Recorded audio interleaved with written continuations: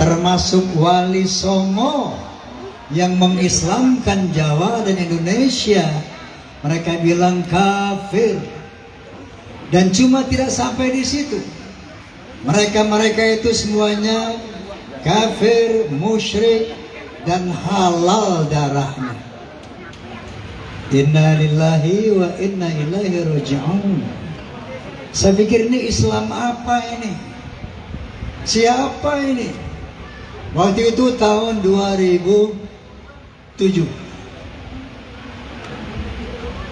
Nah, dari sana saya teleponlah pimpinan Nahdlatul Ulama Sayyidul Kiai Haji Hasyim Mujadi.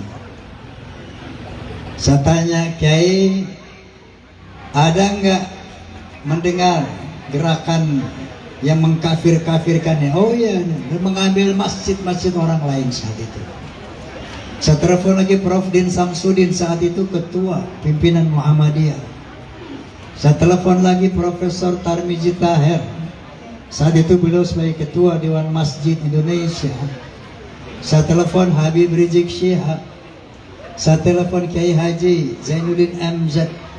Saya telepon Kiai Haji Nur Muhammad Iskandar SQ, mengkonfirmasi tentang gerakan Islam yang membid'ah, mengkafirkan, memusyrikan, bahkan menghalalkan darah selain kelompoknya. Dari sini maka sepakat kita membentuk Forum Silaturahmi Takmir Masjid Muslim Indonesia dengan tujuan untuk mengantisipasi gerakan ini. Saat itu mereka mendaulat saya sebagai ketua umum karena saya yang pertama bergerak mengantisipasi yang namanya dulu Wahabi ini. Umat harus tahu. Sekarang mereka mengganti nama dengan Salafi Ahlus Sunnah wal Jamaah. Kalau kita lihat di media sosial, ini Wahabi merubah nama dengan Salafi Ahlus Sunnah wal Jamaah, mengklaim sebagai Ahlus Sunnah wal Jamaah dan mengklaim mereka yang paling benar selain mereka adalah ahli bid'ah dan ahli neraka. Perlu disosialisasikan bahwa dalil mereka dengan mensalah tafsirkan ayat Quran dan salah mentafsirkan hadis-hadis Nabi. Salah satu contoh pembid'ahkan itu karena dia mensalah tafsirkan satu hadis Nabi yang berbunyi begini. Kata Nabi sallallahu alaihi wasallam, "Inna asdaqal hadits kitabullah wa ahsanal hadyi hadyu Muhammadin wa syarrul umuri muhdatsatuha wa kullu muhdatsatin bid'ah wa kullu bid'atin dhalalah wa kullu dhalalatin finnar." Atau kama qala Rasulullah sallallahu alaihi wasallam. Ini yang dijadikan dalil untuk membid'ahkan setiap muamalah yang dilakukan oleh umat Islam. Yang namanya tahlilan bid'ah finnar, maulidan bid'ah finnar, segala macam bid'ah finnar. Dengan mensalah tafsirkan hadis tadi. Hadis tadi artinya begini, inna asdaqal hadits kitabullah. Sesungguhnya penjelasan yang paling benar kitabullah Al-Quranul Karim. Wa ahsanal hadyi hadyu Muhammadin. Sebaik-baik bimbingan adalah bimbingan Nabi Muhammad, yaitu al-hadis. Wa syarrul umuri muhdatsatuha. Seburuk-buruk perbuatan muhdatsatuha, memperbaharuinya, merubah-rubah Quran dan hadis.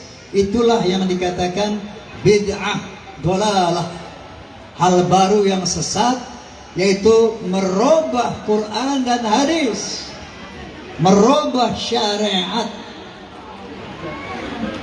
Sementara yang namanya tahlilan maulidan itu bukan syariat, itu bukan ibadah, itu muamalah. Yang dalam hal ini Nabi SAW bersabda, man sanna sunnatan hasanatan fil Islam falahu ajruha wa ajru man amila biha, atau kama qala Rasulullah sallallahu alaihi wasallam.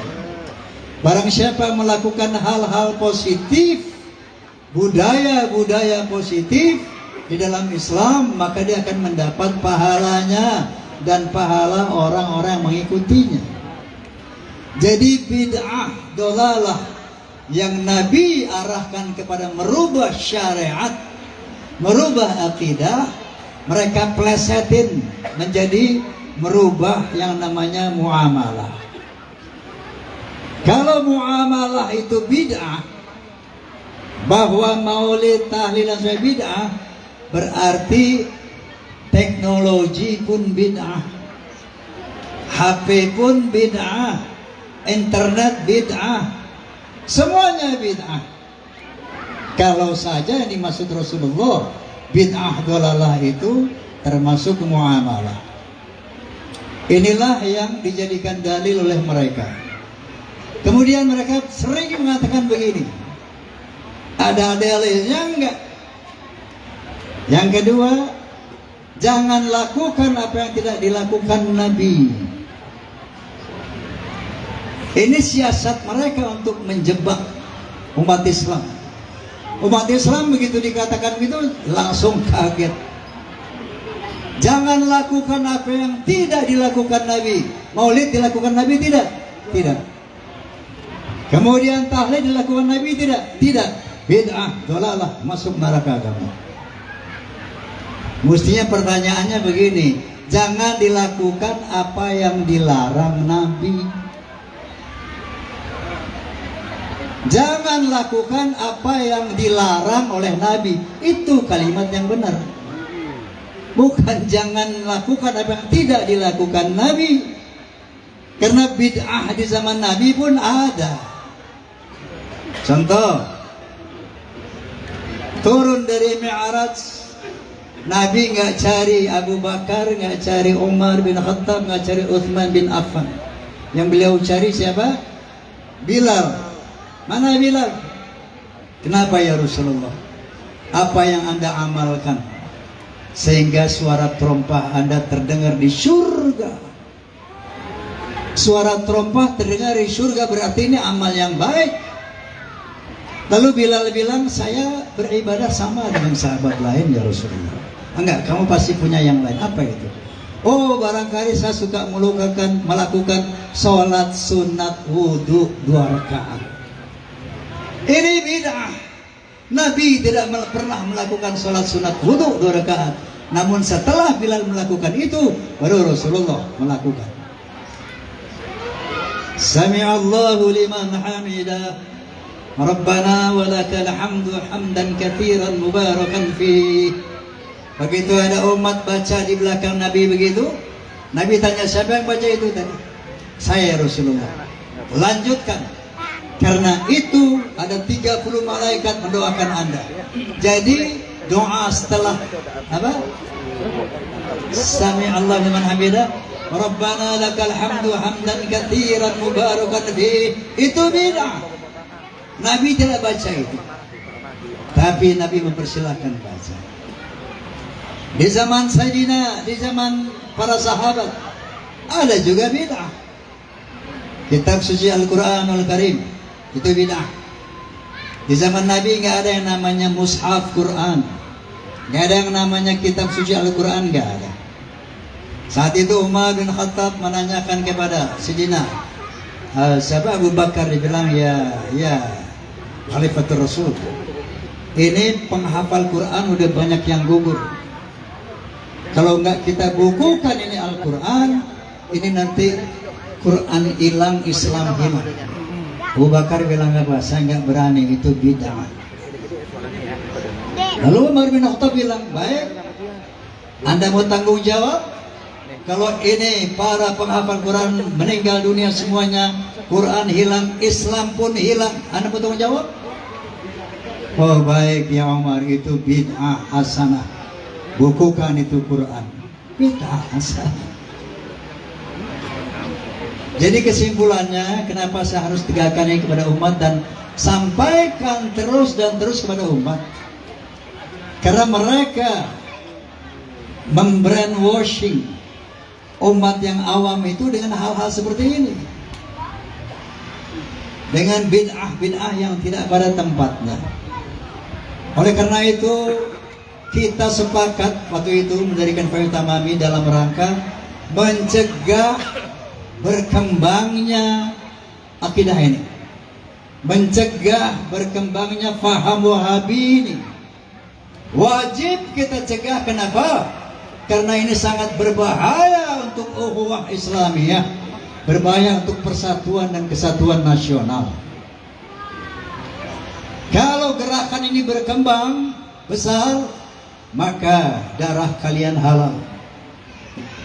Inilah komitmen mereka. Itulah yang terjadi di Suriah sekarang, yang terjadi di Yaman dan di berbagai macam negara Islam lain.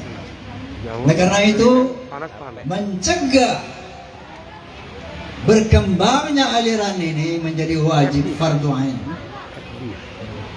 Kalau mereka berkembang, maka hancurlah ukhuwah Islamiyah, hancurlah persatuan dan kesatuan nasional. Oleh karena itu, yal fahmi tamami ukhuwah Islamiyah, fahmi tamami ukhuwah wataniyah.